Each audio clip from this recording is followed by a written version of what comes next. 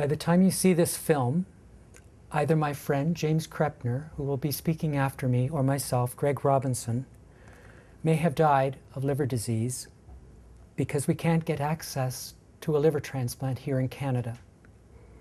Both James and myself suffer from HIV disease and are being denied liver transplantation on the basis that we have HIV.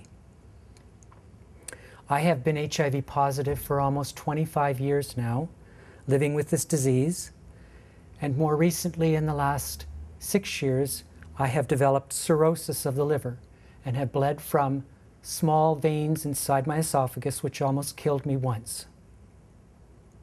Cirrhosis is a disease that scars up your liver and makes it impossible for you to take nutrients in and produce the necessary materials for your body to keep functioning. Thus, a liver transplant is absolutely necessary when your liver stops functioning. My cirrhosis was caused by DDI exposure in the very early stages of my disease. I needed DDI because it, along with AZT, were some of the only drugs available for us to take to stay alive.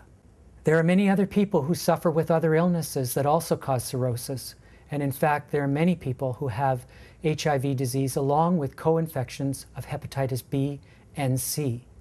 These viruses wreak havoc and damage on the liver just as much as the drugs, and for many of these people it's even worse because the HIV drugs, along with their virus and the co-infections that they have, cause severe liver problems.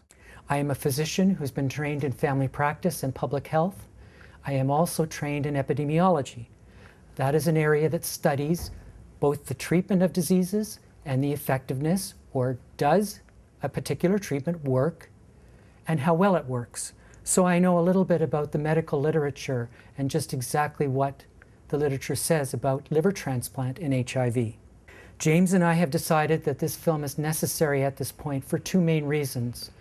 And I will just list those two reasons now, but I'm going to detail some of the medical reasons that we've been given why we do not receive transplants in Canada. The main reason we're coming forward now is because there is no question in our minds and in many of our colleagues' minds that transplant in HIV works. It saves lives. People can live well after having a liver transplant when they've developed end-stage liver disease. The second reason is that we can't access this treatment in Canada. And while no action has been taken in Canada, liver disease is the #1 cause of death in people living with HIV. Now I'd like to address what I think are the main medical issues of why we've been told we're not able to get a transplant in Canada. The first issue is that we're told it doesn't work. The plain fact is that the survival after transplant in people who have HIV, when compared to other people who do not have HIV, is very similar. It's been studied now for a sufficient period of time. 3 to 5 years are the longest survival studies that we have, and they're equivalent. Both groups of people live just as well, just as long. In fact, since the era of heart has been introduced, liver transplantation has become much more possible because of the HIV treatments we can now have that save our lives, despite the fact that the downside on that is that some of them do cause liver disease. For those that suffer with co-infections, for example, hepatitis B, we have long since overcome some of the treatment problems in hepatitis B with lamivudine, 3TC, and other drugs that have now more recently found that we can clear this virus from people's bloodstream. Thus, once the virus is cleared, they as well, if they have end-stage liver disease, could undergo transplantation and do just as well. In those individuals who have hepatitis C, this area is progressing very well. And while there are some issues yet to still be resolved in transplantation and this treatment, co-infected individuals with HIV and hepatitis C are being done in the United States. They are being given liver transplants. I will let James talk to this issue a little more thoroughly when he begins his talk.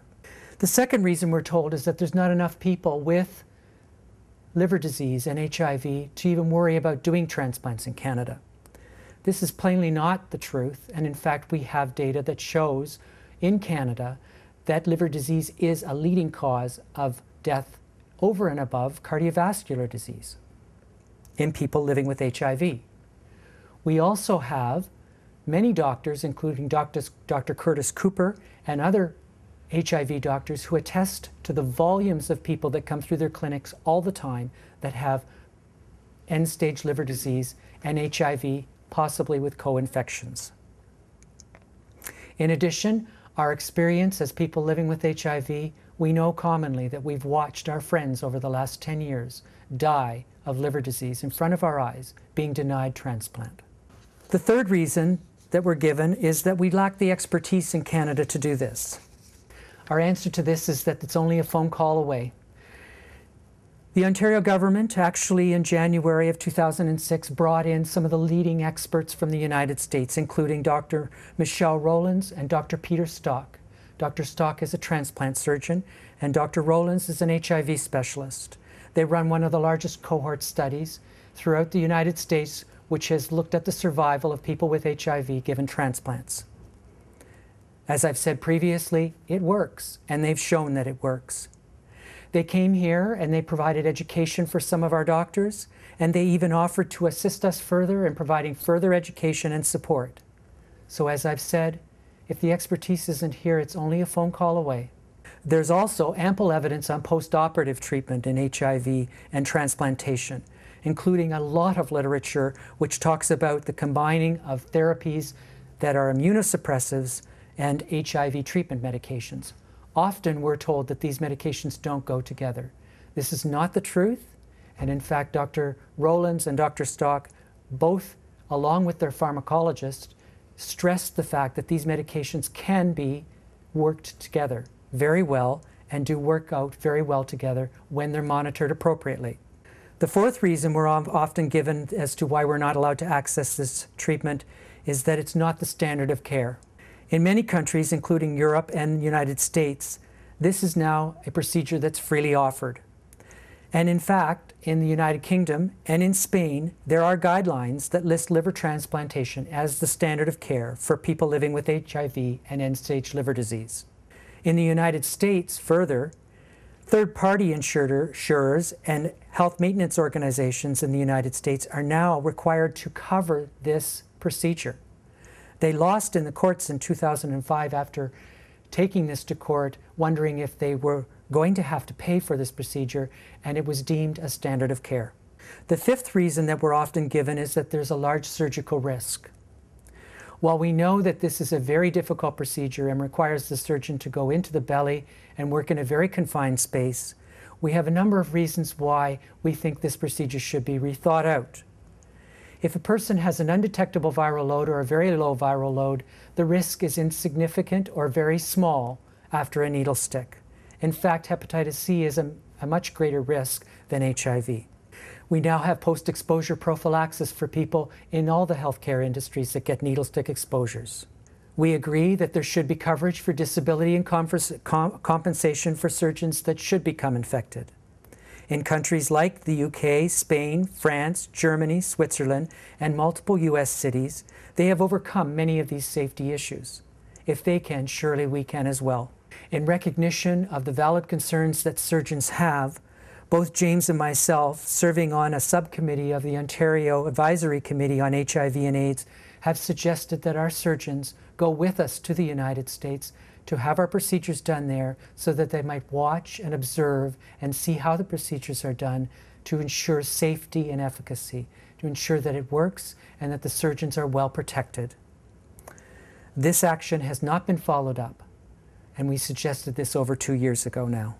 We remain very sympathetic to the surgeon's cause, but we realize that by putting our intentions forward to protect the surgeons in the above-mentioned ways, we still have not seen action by government officials, medical societies, and surgeons.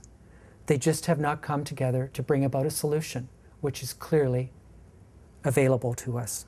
Finally, there's a lack of leadership in this area around research and HIV and transplantation. There is much more that we could do in this area.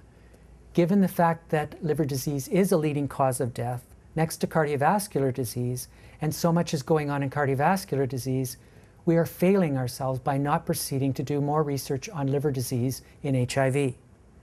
In fact, we might decrease the burden decrease the number of people with liver disease if we only began to investigate newer technologies that can help us early understand people who are having liver problems and could be taken off drugs that are causing these liver problems.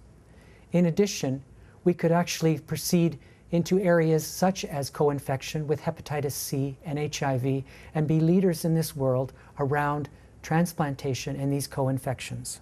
To finish, I'd just like to stress that my life is on the line here. I need a liver transplant. I can't get a liver transplant in Canada. I've lived long enough with HIV and taken the drugs that have caused my liver disease. I've given ample reasons why I think medically we should be proceeding on this in Canada. We need to act now before we lose more lives. I'm now going to turn this over to my friend James Krepner.